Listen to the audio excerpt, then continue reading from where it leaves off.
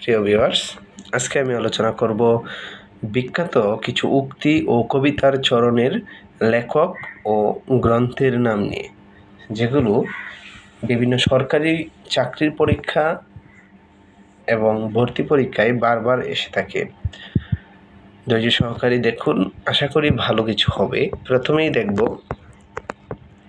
পাখি সব করে রব, রাত্রি পোহালে কবিতার নাম প্রভাত বর্ণনা এবং লেখক মদনমোহন তর্কালঙ্কার।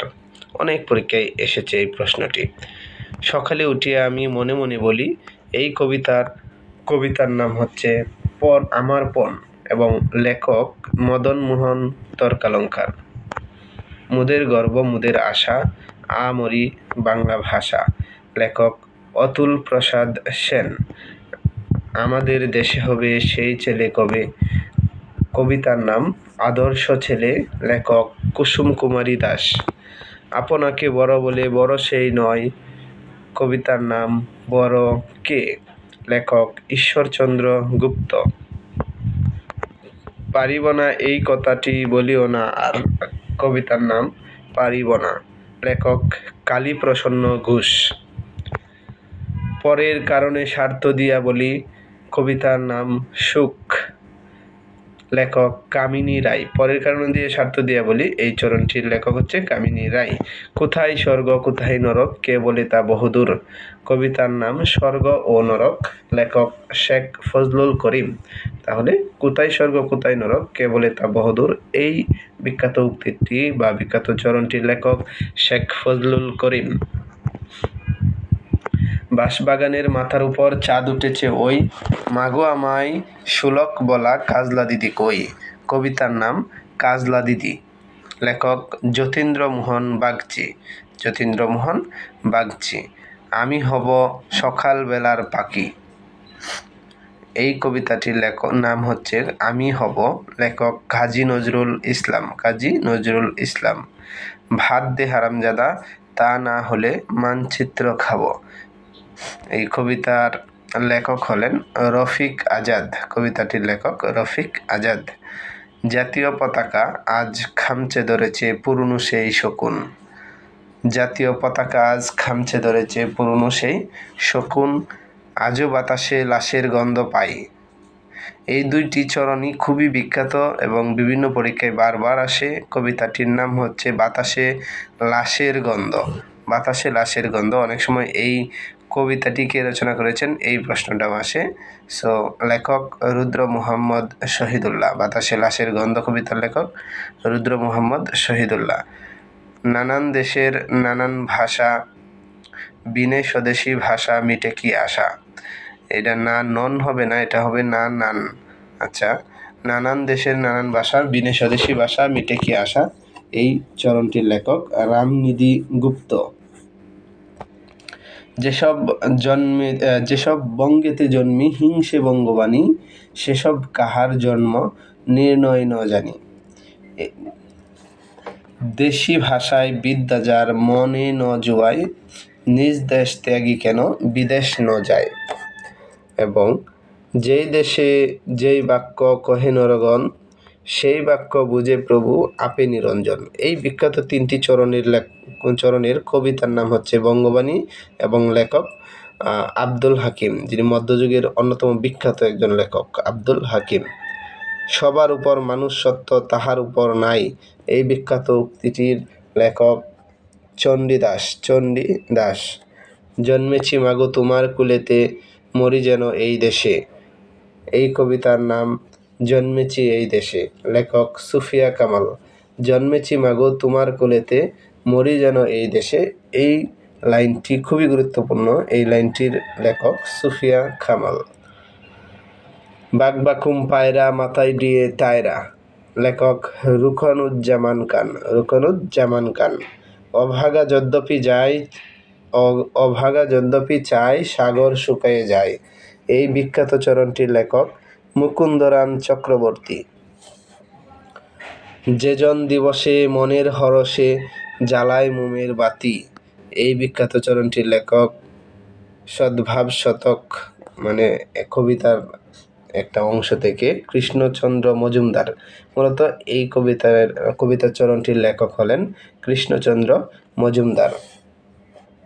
স্বাধীনতাহীনতায় কে বাঁচিতে চায়, স্বাধীনতাহীনতায় কে বাঁচিতে চায় হে, বিখ্যাত এই চরণটির লেখক রঙ্গলাল মুখোপাধ্যায়। রঙ্গলাল মুখোপাধ্যায়।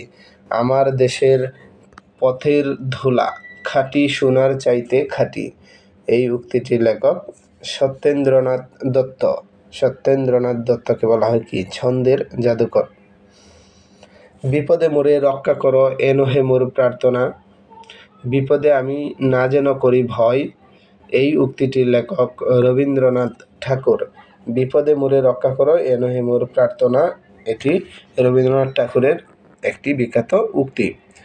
সকলের তরে সকলে আমরা, প্রত্যেকে মোরা পরের তরে, এই চরণটির লেখক কামিনী রায়। কামিনী রায়। সকলের তরে সকলে আমরা, প্রত্যেকে মোরা পরের তরে, কামিনী রায়। অবাক পৃথিবী অবাক পৃথিবী অবাক করলে তুমি, জন্মেই দেখি ক্ষুব্ধ স্বদেশ ভূমি, অবাক এই বিখ্যাত উক্তিটির লেখক সুকান্ত ভট্টাচার্য। হিমালয় থেকে সুন্দরবন হঠাৎ বাংলাদেশ কেঁপে কেঁপে ওঠে পদ্মার উচ্ছ্বাসে, এই বিখ্যাত চরণ দুটির লেখক সুকান্ত ভট্টাচার্য।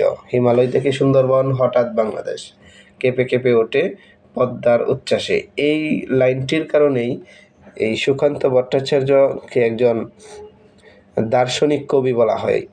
কারণ তিনি যেহেতু তার জন্ম, তিনি মারা গেছেন কি বাংলাদেশ স্বাধীন হওয়ার আরও অনেক আগেই মারা গেছেন, 1951 বা 53 সালের দিকে মারা গিয়েছেন। সো এত আগে মারা গিয়েছেন এবং এই কবিতাগুলো যখন লিখেছেন তখন বাংলাদেশ স্বাধীন হয়নি, অথচ তিনি বাংলাদেশ নামটি উল্লেখ করে কবিতায় লিখে গিয়েছেন, এই জন্য তাকে দার্শনিক কবি বলা হয়। হে মহাজীবন আর এ কাব্য নয়, এবার কঠিন কঠোর গদ্য আনো, উক্তিটি সুকান্ত ভট্টাচার্যের। হে মহাজীবন আর এই কাব্য নয়, এবার কঠিন কঠোর গদ্য আনো, সুকান্ত ভট্টাচার্যের উক্তি। কেউ কথা রাখেনি 33 বছর কাটলো, কেউ কথা রাখেনি, বিখ্যাত এই চরণটির লেখক সুনীল গঙ্গোপাধ্যায়। কাঁদতে আসিনি ফাঁসির দাবি নিয়ে এসেছি, বিখ্যাত এই চরণটির লেখক মাহবুব উল আলম চৌধুরী। মাহবুব উল আলম চৌধুরী, এই নামে তার একটি কবিতাও আছে, মাহবুবুল আলম চৌধুরী। কত বড় আমি কহে নকল হিরেটি, তাই তো সন্দেহ করি নহটি খাঁটি, কত এই বিখ্যাত লাইন দুটির লেখক রবীন্দ্রনাথ ঠাকুর। মাতৃভাষায় যাহার ভক্তি নাই সে মানুষ নহে, মাতৃভাষায় যার ভক্তি নাই সে মানুষ নহে, অনেক পরীক্ষায় এসেছে এই উক্তিটি, এটা মীর মশাররফ হোসেনের বিখ্যাত একটি উক্তি। জন্মিলে মরিতে হবে অমরকে কোথা কবে, জন্মিলে মরিতে হবে অমরকে কোথা কবে, এই উক্তিটির লেখক মাইকেল মধুসূদন দত্ত। চিরসুখী জন ভ্রমে কি কখন, ব্যতীত বেদন বুঝিতে পারে, কি যাতনা বিষে বুঝিবে সে কিসে, কবু আসিবি সে দংশে নিজারে, এবং যেজন দিবসে মনের হরষে জ্বালায় মোমের বাতি, আশুগৃহে তার দেখিবে না আর নিশীতে প্রদীপ ভাতি, এই তিনটি বিখ্যাত।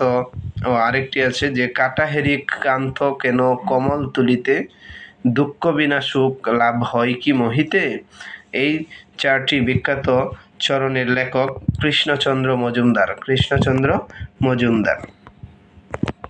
মধুর চেয়েও মধুর, মধুর চেয়েও আছে মধুর, সে আমার এই দেশের মাটি, আমার দেশের পথের ধুলা খাঁটি সোনার চেয়েও কাটি, এই চরণগুলোর লেখক হলেন সত্যেন্দ্রনাথ দত্ত।